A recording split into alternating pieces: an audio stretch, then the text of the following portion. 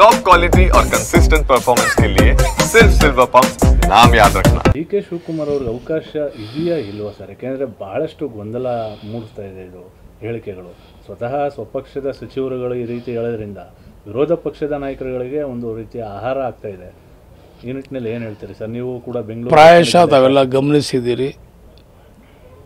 ನಾವು ಈ ಸರ್ಕಾರ ಬರೋಕ್ಕಿಂತ ಮುಂಚಿತವಾಗಿ ನಮ್ಮ ಅಂಕಿಗಳು ಎಷ್ಟಿತ್ತು, ನಮ್ಮ ಸಂಖ್ಯೆ ಎಷ್ಟಿತ್ತು, ನಮ್ಮ ಬಲ ಎಷ್ಟಿತ್ತು ಅಂಥೇಳಿ ತಾವೆಲ್ಲ ಗಮನಿಸಿದ್ದೀರಿ. ಈ ಸಂಖ್ಯೆ ಬರಬೇಕಾದ್ರೆ ಹೋರಾಟ, ಬೆವರು, ಶ್ರಮ, ಆಸಕ್ತಿ ಯಾರು ಮಾಡಿದ್ದಾರೆ ಅಂಥೇಳಿ ಎಲ್ರಿಗೂ ಗೊತ್ತಿದೆ.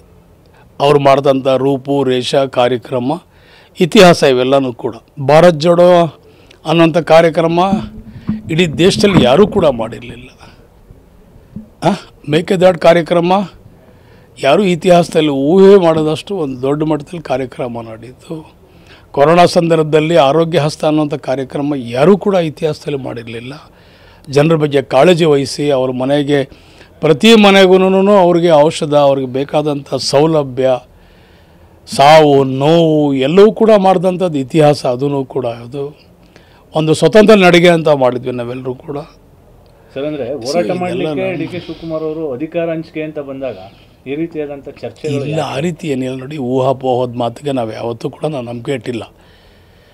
ಇದು ಹೈಕಮಾಂಡ್ ಗಮನದಲ್ಲಿದೆ.